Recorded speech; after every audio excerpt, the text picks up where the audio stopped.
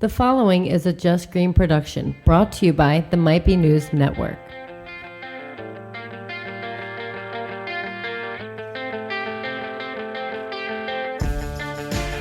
What's going on, guys? This is not Taylor Cooper, but this is Might Be Sports on the MBN Network. Taylor Cooper is a little under the weather, but the fingers still work. The magic fingers are still operating the board. He is with us, just not so much in the audio department, but that's okay because we got a lot to talk about. CJ, what's going on? Not too much. How you doing? Never better.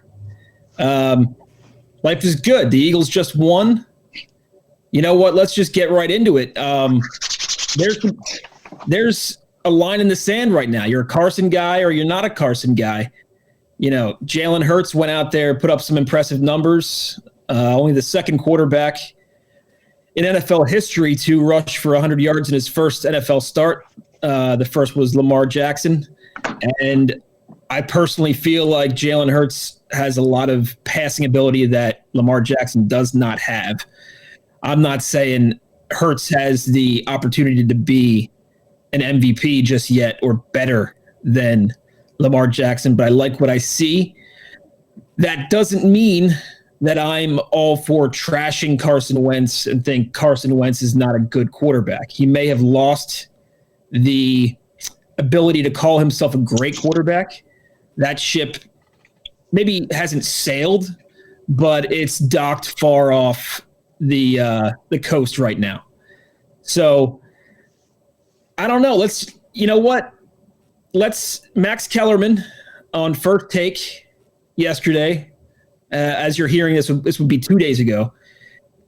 This guy, he tests my patience on what I can consider an objective, not journalist, but an objective analyst, let's say. He's a big-time Giants fan, so I get it. He has to kind of hate on the Eagles. But this take that he had on First Take was just garbage, in my opinion. Take a listen. They should trade Carson Wentz. Yeah. No, I'd like to play center field. I'd like to play center field for the Yankees. It's just not in the offing, Like, the bottom line is you can't trade Carson Wentz. You won't find a single taker in the NFL because he stinks. That's why. Now, what I love about this show is that Stephen A. Smith, for as much trash that gets talked on him, he's often the voice of reason. He is giving an honest take, and he, I think, sees through his own bias. And later he did come on the show and he did say a lot of complimentary things about Carson Wentz and pushed back against Max on this point. But I mean, come on. What a complete garbage take this was by Max Kellerman. Carson Wentz, we have this innate, I don't know what it is. It's just, we can't see past the right now. We see it in politics. We see it in sports all the time. Right now is the worst. We just came off the worst president the country's ever seen. This is the worst time to be a blank American in the history of time. In sports, it's all over the place. I mean, you just look at what happened with Drew Brees with the Chargers. Because he was hurt, he was done. His market sank. The Saints picked him off the scrap heap, and he's a Hall of Fame quarterback because the Chargers couldn't see past it right now. But fans, and especially Max Kellerman right now, being a fan, I think being more fan than analyst, he can't see past it right now. How many times this season have we talked about Carson Wentz, what he did last season? And it wasn't just more specifically about what he did the last 5 games of the season.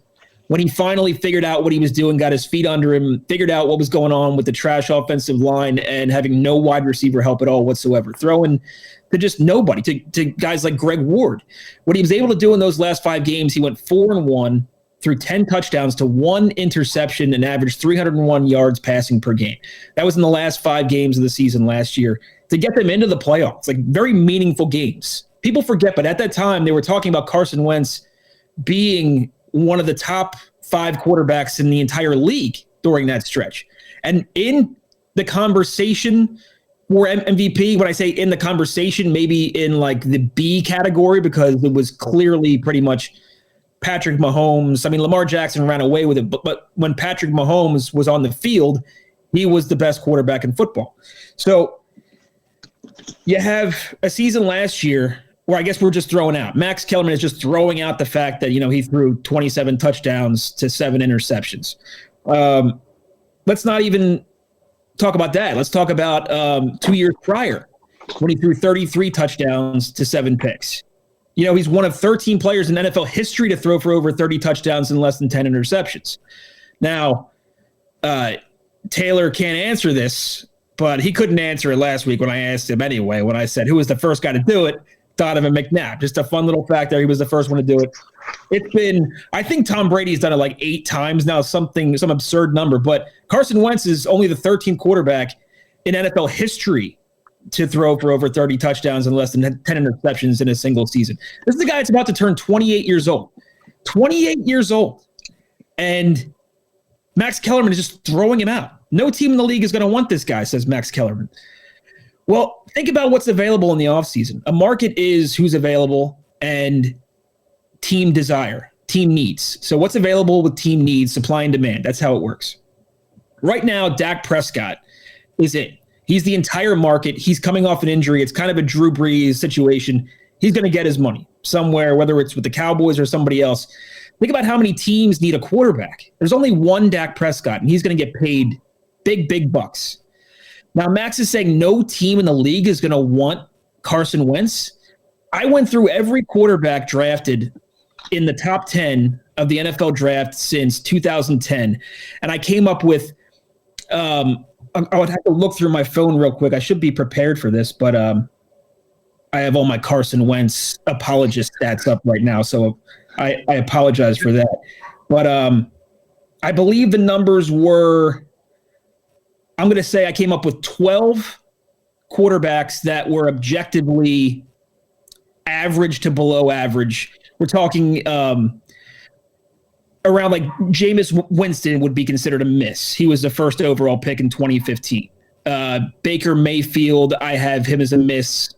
I mean, because he was the first overall pick. Hits like, Patrick Mahomes, Josh Allen.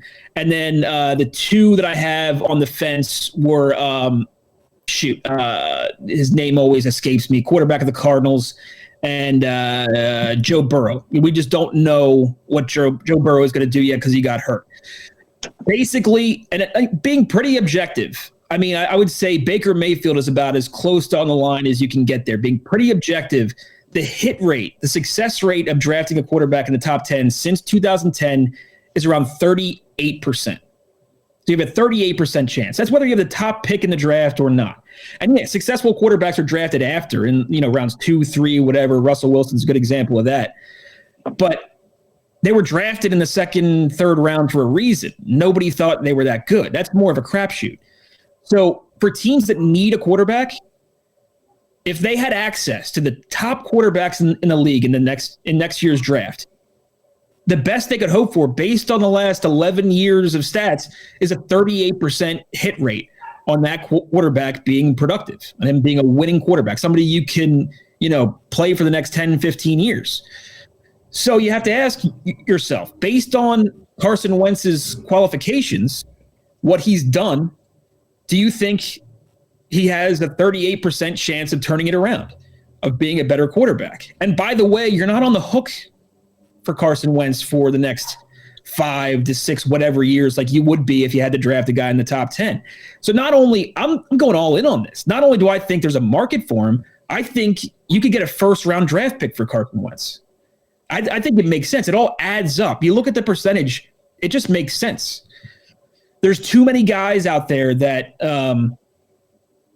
like I said, got drafted early and don't pan out. It's not 50-50. We tend to think it's around 50-50. It is not. Like I said, around 8 guys of the 20 that I could project, the others are just too young, you don't know yet, that I could project those top 10 picks, only 8 were any good.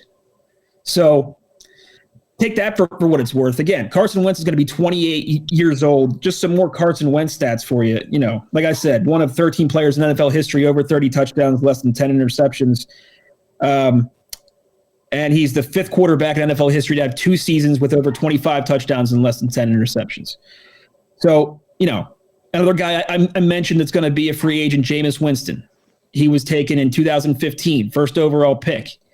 I seriously saw people on Twitter talk about, I'd rather sign Jameis Winston. If it's a matter of money, fine, but you're taking a 1-year flyer on Jameis Winston. You don't know what you're going to get from that guy. He's thrown the most interceptions since he came in the league in 2015. I believe it was something along the line of the last 3 seasons he's played, in 2017 to 2019, he threw like 88 touchdowns to 55 interceptions. That's crazy. 55 interceptions. We're talking like, what's that, 18 a season for 3 straight years? And some of these years, we drastically overrated Jameis Winston. Forget the fact that he couldn't start over Taysom Hill with the Saints. But there were 2 years where he threw just 19 touchdowns. And yeah, he was hurt. But by the same token, in a couple of those years, he still threw double-digit interceptions. Whenever he played, he was throwing touchdowns and he was throwing picks. And that's why there was no market for him.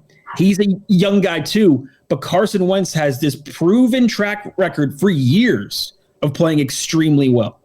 So to say that there's no market for him, that's a very, very, very long-winded way of saying that this is an insane take by Max Kellerman.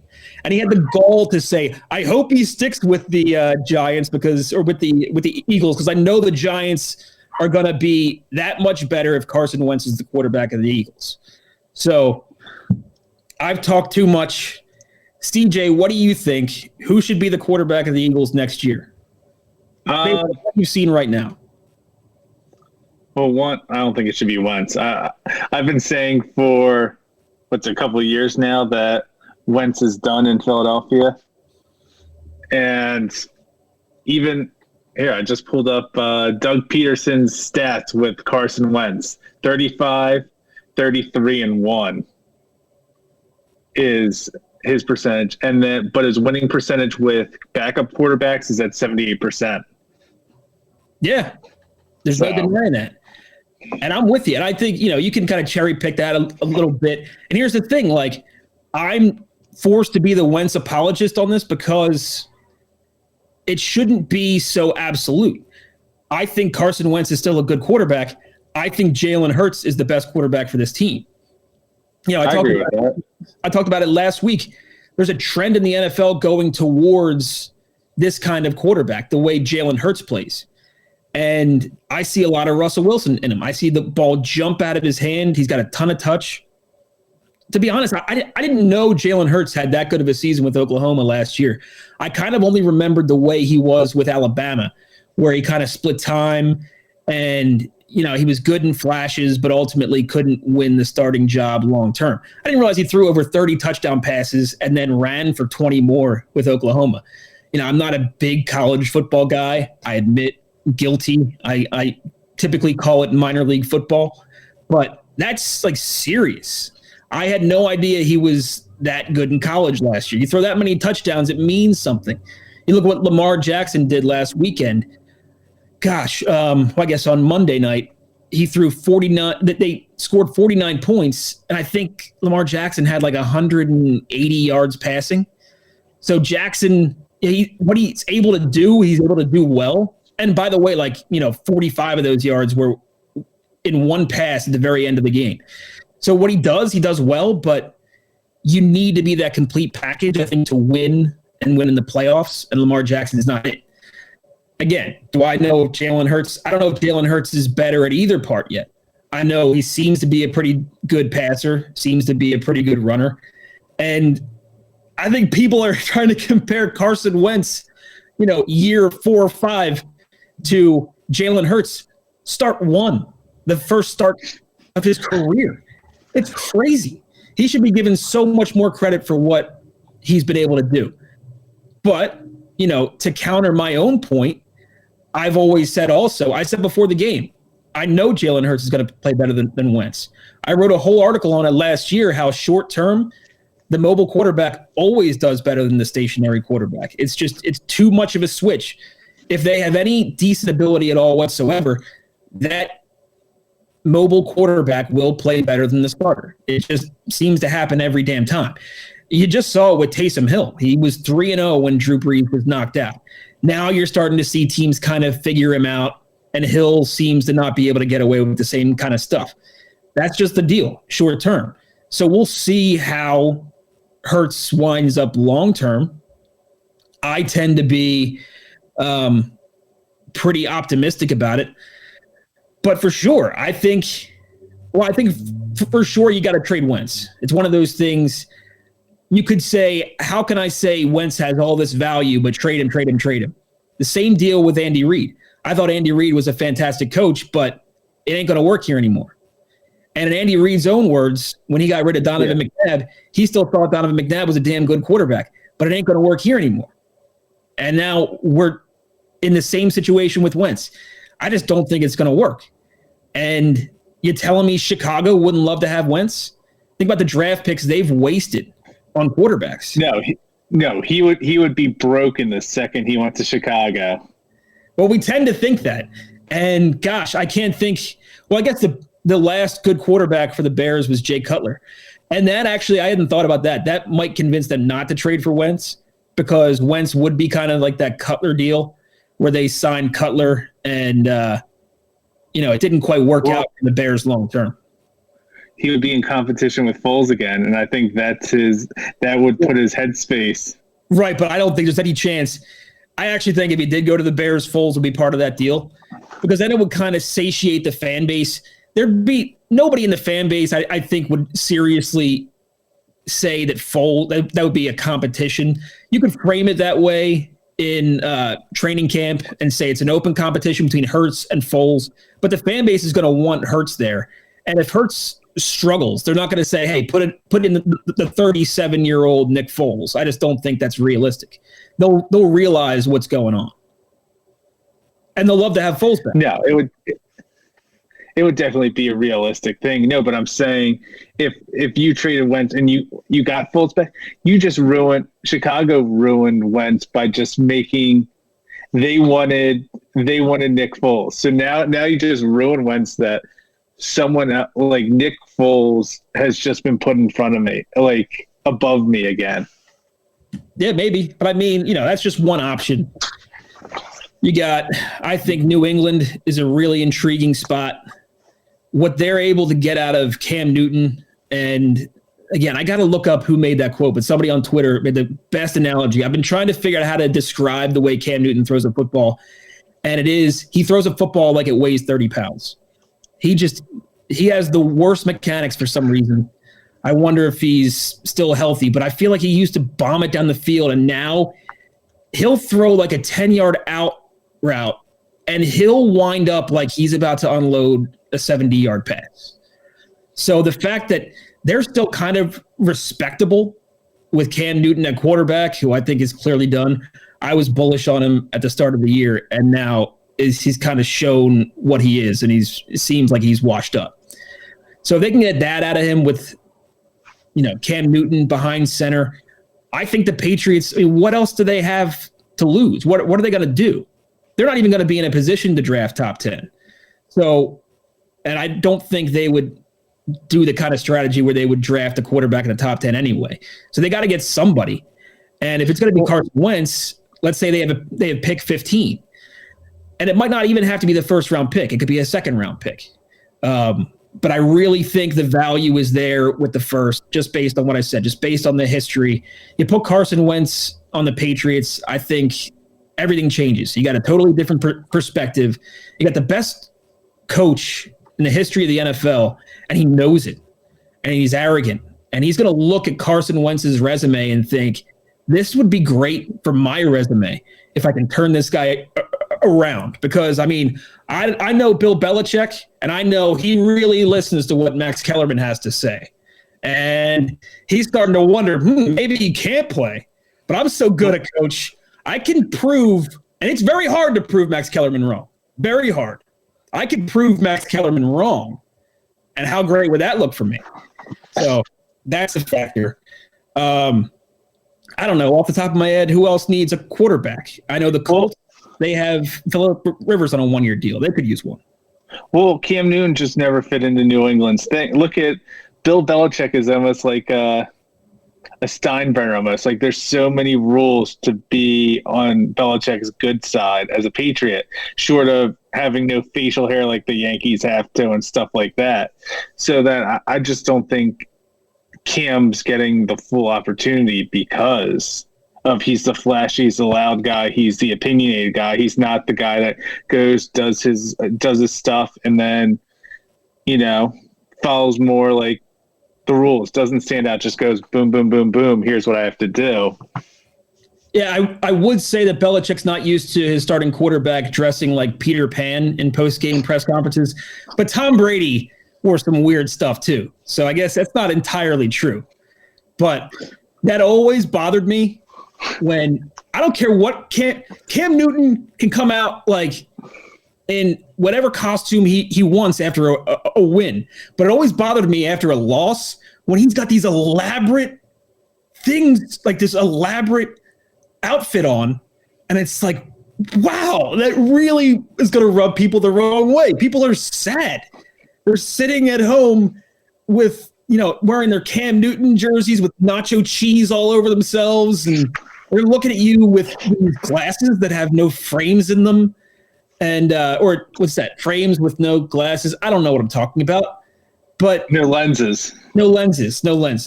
Frames, no lenses. I tried to pull the move off once. Didn't work out so well. So what we're saying, Cam Newton has to have two outfits, a winning outfit and a losing outfit. Yes, absolutely. And that's great, because then it would be a thing. It would be like, oh, they won. What's he coming out with now? But then otherwise, just come out in like sweatpants or whatever. Make us feel that like you wanted to wear this outfit so bad, but you lost and you can't. And then we'll feel that pain, because he'll feel that pain too. Because he had this whole outfit picked out for this win today, and he lost. Not only is he distraught about the loss, he's distraught about not being able to wear the outfit. And we'll feel that as a fan base, and we'll connect with him even further. Well, I mean, you already stereotyped his fans. I'm just seeing like 300-pound dudes in Cam Newton jerseys just, shoveling the food, and it's just all oozing down them now. Yeah, it's very, very attractive. I mean, they're wishing they could fit into those suits that Cam wears. Well, he is Superman. He looks the part. He looks like the prototypical great quarterback. But I don't know. Actually, that might not be the prototype anymore. You look at Patrick Mahomes, he looks kind of wimpy. You look at his physique and all that. He's just like the rubber band man. He gets away from any would-be tackler. He slings that ball. We talked about the ball jumping out of Russell Wilson's hands and Jalen Hurts. It just effortlessly comes out of Patrick Mahomes' hands. And, I guess, ironically, the only way to beat him, they had a close game against Miami, is to rush the D-line. If you can find a way to mess with him in the pocket, that's the only way to defeat Holmes. But really, he's the most unstoppable quarterback in the NFL. But again, if you're looking for a prototype, it's not Wentz. Every quarterback coming into the league these days seems to fit the mold of a guy like Jalen Hurts. And if you ask me to compare him physically and the style of gameplay, I'm going to go to Russell Wilson. And here's a fun Russell Wilson stat. I'm going to have to go totally off of memory. I think I put this on Twitter. Check me out at 76pack on Twitter. It is, I believe Russell Wilson's been in the league since 2009. Can you believe he's never, including this year, he's never had a single season played in those 11 years. Not a single season less than a 9-win record. He's never finished under 9 wins every single year. This guy it's a crime how little credit this guy gets. Never under 9 wins? That's wild. How about this? If the Seahawks win the rest of their games this season, for his career, Russell Wilson, this is over 10 seasons, I think. I could be wrong. I think. He averaged 11 wins per season. If they win out, 11 wins per season for his career. That's insane. That's insanity. It's crazy. So I don't expect Hurts to be that great. And I think it kind of helped that Wilson entered the league at like 24, something along those lines. I think he's like 33 now. So yeah, I think that's like 10 years, whatever it was. But I think he entered the league around like 24 years old. So he was older, more equipped maybe to handle the pressures, where Jalen Hurts is 22. So, and then, even with all that said, I think Russell Wilson's first year in the league, he averaged less than 200 passing yards per game. I think he threw like 27 touchdowns, but there's still a learning curve for him. So there's going to be a learning curve for Hurts, but I think he's going to be a good quarterback long term. Well, look at it this way: Hurts is getting off a little light for starting this season. If he starts the stands are empty. If he starts bombing, he would get booed. Like 22-year-old getting booed and everything. There's always a head game. So when your home crowd that just cheered you 5 minutes ago starts booing you and cursing at you. And that's a great point, because I think what led to Wentz's demise, we talked about this before, is I think it's all in Wentz's head. So it is a head game for him. I think it's one of those situations with Wentz where it's like if you cram for a test and you give yourself like two days to cram for a test, and you do it, you pull it off, you get a C, everything's fine, it was rough. The very next week you have another test, you're like, well, shoot, I think I could do it again. You're a little bit fried, but you go for it. And this time around, you fail the hell out of it. You're just too fried. You pushed yourself too hard. I think that's the situation with Wentz. I think last year he pushed himself to the limit. He rose to the occasion. But now we're talking burnout. Like, how long can you go with a bad offensive line and no wide receivers? And I'm not saying it's not his fault. I think it's just too much. It's too much for him to handle. If anything, Jalen Hurts showed that the offensive line wasn't that bad. He could have gotten out of these situations. But in the same way in baseball, where you can ruin a prospect by throwing too much at him too early and expecting too much of them, and it kind of ruins their head, ruins their game for the rest of their career, so to speak. I wonder if you can ruin a quarterback by early in their career just giving them nothing. And yeah, for a short period of time, they can rise above the occasion. They can make something of nothing. But then how long does that go? How long are you expecting a guy to keep performing these magic tricks? And I think it broke his psyche a little bit. And Steve Sax not being able to throw the ball to first base, same deal. Wentz got in his head and was no longer able to make these easy passes. So, yeah, I think for sure it would be crazy to say that the psychological part of the game is a factor for Wentz and not for Hurts. So going into next year, presumably when we have fans in the stands, he could be a totally different quarterback. And we are talking about a guy who's played one game in the NFL. But on the flip side, we don't have much time, so I'll get into this real quick, but it's very important. Trading Wentz means you have to have millions and millions of dead cap on your payroll if you're the Eagles for the next 2 years. I think it's over $20 million each year. Now, that is a big hurdle, you'd think. I think the GM, I think Howie Roseman just recently said it's not like there's no player that's untradeable.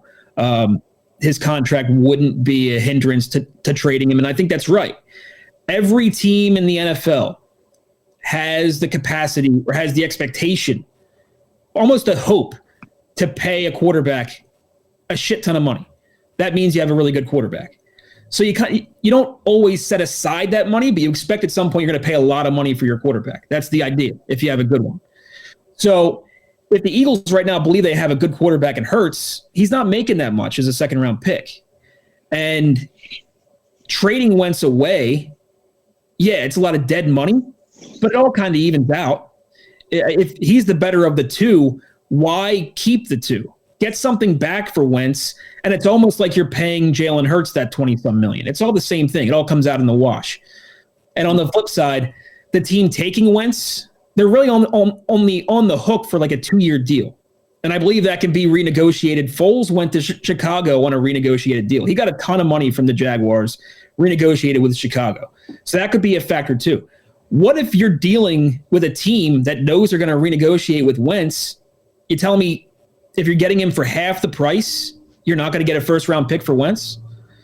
There's a lot of factors, and I think when it comes down to it, next year, Wentz will not be on the Eagles. He's played his last game unless something crazy happens. And I think that's best for the Eagles, and I think that's best for the Patriots, who are going to end up with Carson Wentz next season. And it's going to be very interesting because last year on my franchise mode in Madden, I traded Carson Wentz to the Patriots. So I kind of set this whole thing in motion. You put it out there in the universe. Yeah, I created a guy named Quick Nixon. My entire reason for playing Madden is to create fun names. My coach's name is Ren Parentheses because I just think that's the funniest name of all time. That's also my alter ego. When I get super serious, I'm Ren Parentheses. And there's no more. I will play Madden for hours and never play an actual game. Just creating guys, making names. Total nerd. But enough of that. That was a fun episode, all about Wentz. It was basically one giant rant. It was. And Taylor is here. We promise. Yeah, I am here. I was actually. Do you want to jump in and I'll jump in and do go to the week with you real quick. Yeah, let's just do a quick goat. Let's do it. Might Be Sports presents the greatest of all time.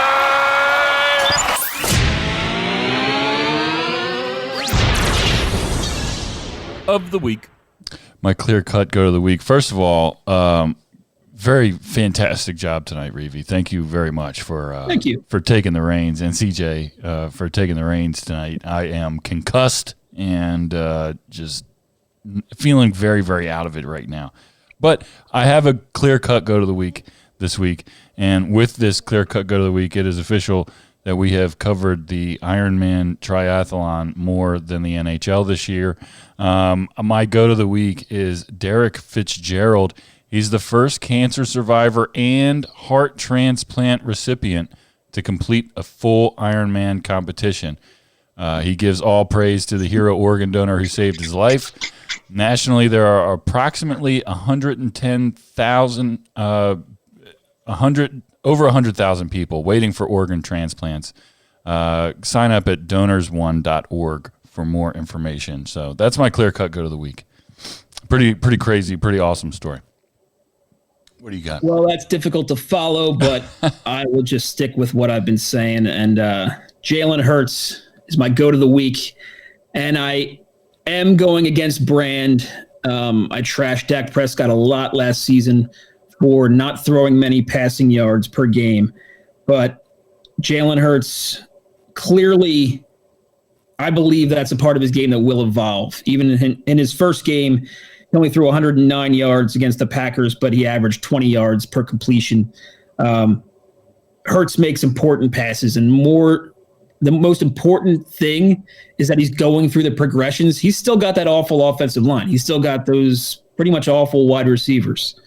So he's got that to contend with. He's still making the reads and making really good decisions. Carson Wentz, whatever you think about his throws, they weren't that great. Some were okay, but clear cut. He wasn't making good decisions. And to be completely objective, there's no other conclusion you could come to. No. So it was very refreshing to see a quarterback that new to the NFL play that well. Well, you guys are my clear-cut go-to-the-week runners-up this week. You guys did a really great job with this episode, and I hit you guys up earlier this morning saying I was in bad shape today, and we pushed through, and you guys came in and did a really great job, and I really appreciate it. Fantastic job. Fantastic. I just want to remind our audience as well, though, that this is the last episode of 2020. We'll be back the first week of January with some football playoff talk, most likely. NBA starts on Christmas. I'm very excited about that as well. So 2021 is going to be a great year for the NBN Network, great year for Might Be Sports, and I'm really excited about it. You guys have anything else to add before we get out of here? Merry Christmas. Merry Christmas, everybody. Happy New Year. We're sponsored by Eunomia CBD. Go to eunomiacbd.com. Use promo code MBN. Get 20% off, free shipping, and a free gift. Also, make sure you check out mbnnetwork.com. It's never been easier for you to find your new favorite podcast. The website looks great. Go check it out. Everybody, Reavy, CJ, fantastic, guys. Thank you so much. Vaccines save lives. Merry Christmas, everybody. Happy New Year. We'll see you next time.